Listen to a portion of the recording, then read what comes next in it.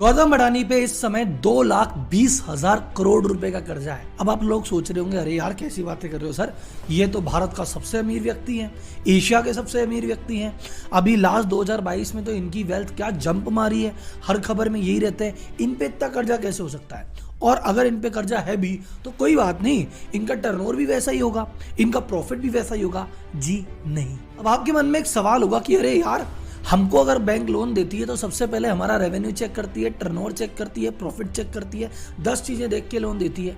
अगर इनका इतना प्रॉफिट नहीं, इनका इतना रेवेन्यू नहीं, तो आखिर इनको इतना कर्जा मिला कैसे? और अभी ऐसा लग रहा है जैसे हम शॉपिंग करने जाते ना, कि रास्ते में गए थे, कुछ दिख लिया, जेब में डाल लिया, वैसे शॉपिंग कर रहे हैं यार। ये कंपनी खरीदी, वो कंपनी खरीदी, ये खरीदा, वो खरीदा।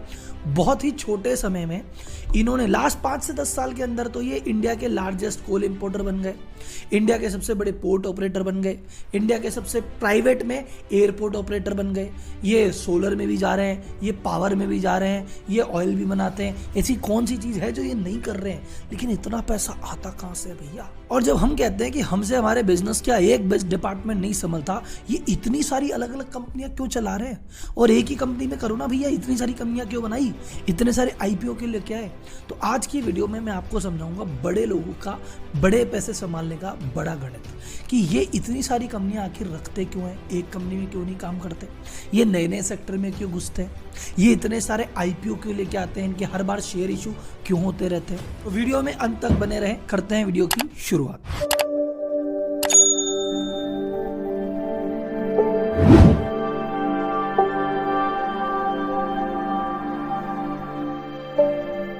तो सन 2014 की अगर हम बात करें तो उस समय तक अडानी एंटरप्राइजेस करके एक ही कंपनी थी। अडानी जी पोर्ट का काम करते थे, कोयले का काम करते थे, और इनका ठीक ठाक टर्नओवर था, ठीक ठाक प्रॉफिट था, बहुत ज्यादा अग्रेसिव एक्सपेंशन नहीं था।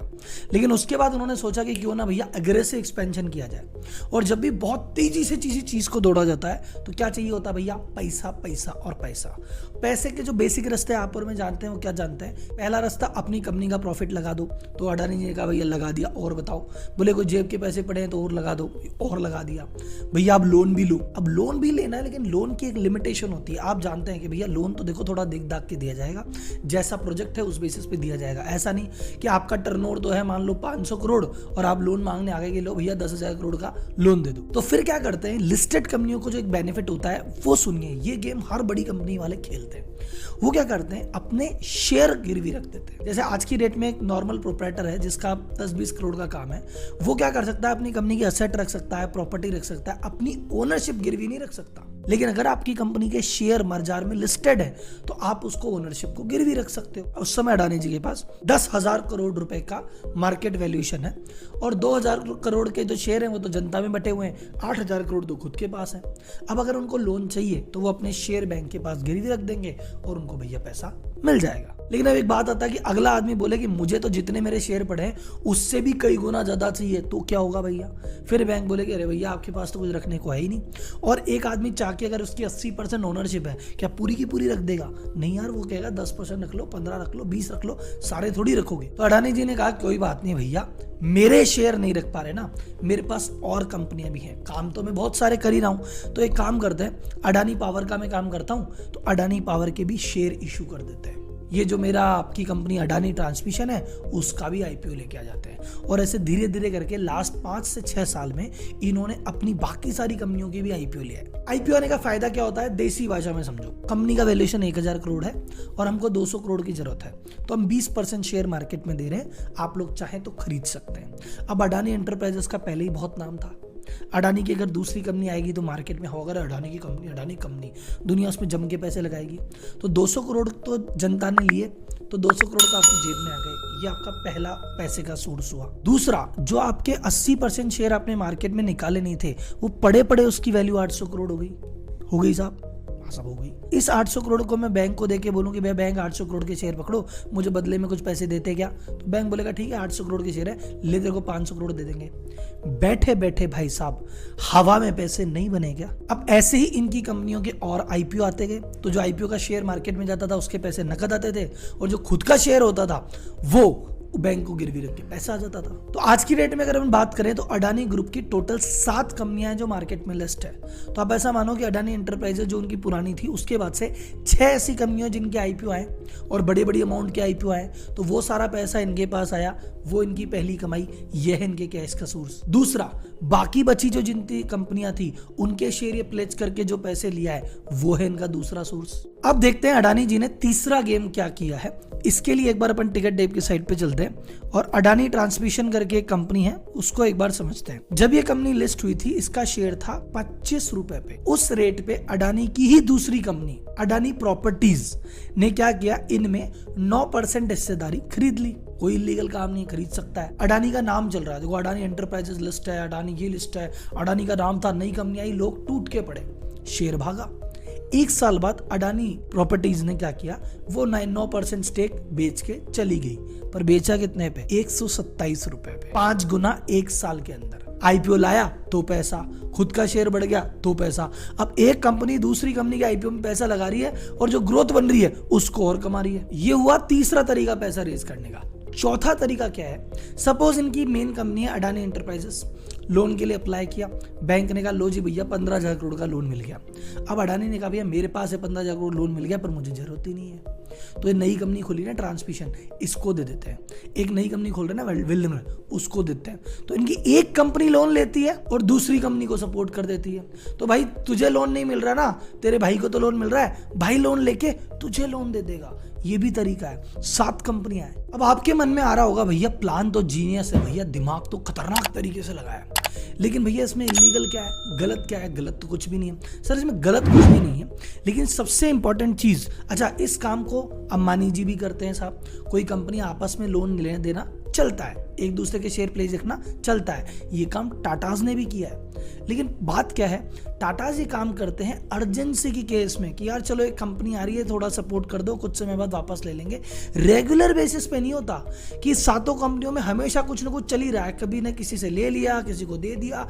ये जो कंटिन्यूअस बेसिस पे चल रहा है ना, जो मशीन चल रही है, इंजन चल रहा है, ये बड़ा रिस्की है। और ये पूरा गेम डिपेंड किस चीज पे है कि आपने जो भी पैसा लिया है वो शेयर गिरवी रख के लिया है, और वो गिरवी रखे हैं। बैंक ने आपको कैसे दिया कि चलो 8,000 करोड़ रुपए की वैल्यू है, दे दो उसको 5,000 करोड़। लेकिन कल को अगर मार्केट में मंदी आ जाए और बड़ी वाली मंदी आ जाए और इसकी शेयर, एक कंपनी के शेयर टूटे, तो बैंक अपना पैसा वापस मांगने आ जाए कि भैया तेरे 8,000 करोड़ के शेयर रखाए थे तूने, अब उसकी वैल्यू तो 5.5 ही पड़ी है, 5 का तूने लोन ले रखा है, फटाफट करो नहीं तो मैं तो मेरा वसूल कर रही हूँ। और ये पूरा चक्र, एक कंपनी में कुछ भी ऊपर नीचे हुआ ना, देखो अडानी एंटरप्राइज एक कंपनी है, ये अच्छी चली, इसके नाम से बाकी सब चल गई और काम बढ़िया चल रहा है। अगर एक भी कंपनी बिगड़ी, कुछ भी पंगा हुआ, मार्केट ऊपर नीचे हुआ, तो इम्पैक्ट पूरे के पूरे ग्रुप पे आने वाला है। अब इस ग्रुप पे किस तरह का इम्पैक्ट है और कैसे गेम वैल्यूएशन चल रहा है, इसको देखने के लिए भी टिकट टेप पे चलता है। तो टिकट टेप पे देखो, ये हमारा अडानी ट्रांसमिशन तो खुला ही है। अब ये टिकट टेप एक ऐसी वेबसाइट है जिसपे अगर आप देख रहे होंगे लगभग बहुत सारी चीजें हम इसमें देख सकते हैं। स्क्रीन पे आपको देखो प्राइस चार्ट दिख रहा है, एक दिन में क्या होना है, एक हफ्ते की क्या रिपोर्ट है, एक महीने की क्या रिपोर्ट है, एक साल की क्या रिपोर्ट है, सारी चीज़ आपको यहाँ देखने को मिलती है। नीचे आपको रेशियोज देखने को मिलते हैं। तो जैसे अगर मैं इसको रेशियोज को यहाँ पे आके देखता हूँ, सेक्टर का पीई, सेक्टर का मतलब अडानी ट्रांसमिशन जिस तरह के काम करती है उस सेक्टर में बाकी जितनी भी कंपनियां हैं, ऑन एन एवरेज सबका पी रेशियो यानी प्राइस टू अर्निंग रेशियो 28 है। यानी जितनी इनकी अर्निंग है उससे 28 गुना इनके भाव है, ये मार्केट में चलता है। ओके, अडानी ट्रांसमिशन का कितना देखो, 319 रुपए। ये बाजार में अगर 1 रुपया कमा रहे हैं तो इनकी प्राइस का भाव ये है भैया, मार्केट से कितना गुना चल रहा है, 11-12 गुना। आ जाओ चलो इनकी पेरेंट कंपनी को भी देख लेते हैं, इनकी सबसे बड़ी कंपनी जहां से सब कुछ चालू हुआ, अडानी एंटरप्राइजेस पे चलते हैं साहब। अब टिकट टेप की ये ब्यूटी है, इसीलिए मैं टिकट टेप काम में भी लेता हूँ, रिसर्च के लिए भी। और आप भी अगर स्टॉक मार्केट में इन्वेस्ट करते हैं तो आपको इसको काम में लेना चाहिए। देखो इसमें क्या क्या चीजें दिखती है। अडानी एंटरप्राइजेस का मैंने देखा, मैं नीचे आके रेशियो देखता हूँ, जिस सेक्टर में है वहां पे पी है 49। अडानी एंटरप्राइज जो पोर्ट का काम करती है वहाँ 49.62, 50 के आसपास, और इसका कितना है 410, 8 गुना ज्यादा भाई साहब। इसका लोन वाला जो मैं आपको बता रहा था, आइए सर ऊपर इसके फाइनेंशियल में चलते हैं। इसके फाइनेंस, यहाँ पे सारी बैलेंस शीट P&L सब दिख जाएगा। मैं इसके फाइनेंस में जाता हूँ, इधर नीचे आता हूँ, क्या देखना भैया अपन को, फाइनेंस देखने ना। इसका रेवेन्यू देखो साहब, ये टोटल रेवेन्यू 2022 का कितना, 70,432 करोड़। बहुत बढ़िया साहब, मजा आ रहा है, इतना बड़ा टर्नओवर, 70,000 करोड़। लेकिन पहले प्रॉफिट तो देखें, तो ये जो इनका अर्निंग है, अर्निंग बिफोर टैक्स डिप्रिसिएशन ये सारा लगा के, यह है 4,725 करोड़। नीचे आओ साहब, PBT profit before tax, ultimate जो टैक्स देने से पहले प्रॉफिट है वो है 952 करोड़, और लास्ट में आ जाओ जो टैक्स देने के बाद इनकम बचेगी वो बचती है 776 करोड़। तो टर्नओवर कितना है भैया? 77,432। जेब में कितना आता है? 776, लगभग 1% के आसपास। और जिन भाई साहब का 1% प्रॉफिट होता है उनका लोन देखेंगे क्या अपन? आइए साहब बैलेंस शीट में चलते हैं इनकी। ये इनकी करंट लाइबिलिटी देखिए आप, इधर करंट लाइबिलिटी आ रही है 43,839 करोड़। भैया नेट प्रॉफिट जेब में कितना? बोले भैया 700 करोड़। लाइबिलिटियां कितनी लेके बैठे हो? 43,000। इसमें लाइबिलिटी में लोन देख लेते हैं। टोटल लॉन्ग टर्म डेट जो लोन चुकाना है वो चुकाना है 21,320 करोड़। तो अगर आपको मान लो अडानी देखना हो, अंबानी देखना हो, टाटा देखना हो, टिकट ऐप पे जाके अपनी सारी चीजें देख सकते हैं। तो अगर आप टिकट ऐप का सब्सक्रिप्शन लेना चाहते हो, देखो बेसिक जितनी सुविधा मैं आपको देख रहा हूँ ये सब फ्री है, लेकिन आप चाहते हो यार मैं प्रो प्लान देखूं, मुझे तो बहुत सारी ऐसी चीजें भी जाननी है जो आसानी से नहीं देखी जा सकती। और अभी तो भैया 15 अगस्त के चक्कर में 15% डिस्काउंट और चल रहा है। तो नीचे डिस्क्रिप्शन में लिंक दिया गया है, अभी सबसे पहले वहां पहुंचो, उस पर क्लिक करो, और अगर प्रो प्लान लोगे तो बहुत सारे डेटा आपको और मिलेंगे। और आखिर इसमें क्या देखना है क्या नहीं देखना वो तो अगली वीडियो में मैं आपको बताता ही रहूंगा। अब आपका सवाल आता है कि सर जी तो फिर अडानी वाली कंपनियों में पैसा लगाने का है कि नहीं लगाने का है? अगर इतना कर्जा लेके बैठी कहीं कर्ज के बोझ के तले दब ना जाए। तो इसमें मैं आपको मेरा ओपिनियन देता हूँ। देखो उन्होंने लोन बहुत सारा लिया है, ये बात तो एकदम सत्य है, और जितना नॉर्मल आदमी को मिलता है उससे भी थोड़ा इनको ज्यादा तो लोन मिला है। अब इनकी गुडविल पे मिला है, ब्रांड वैल्यू पे मिला है, कैसे मिला है बात अलग है, पर मिला तो इनको थोड़ा ज्यादा ही है। अब सवाल आता है क्या ये चुका पाएंगे या नहीं चुका पाएंगे? क्या शेयर के प्राइस ऐसे ही बढ़ते रहेंगे? नहीं बढ़ते रहेंगे।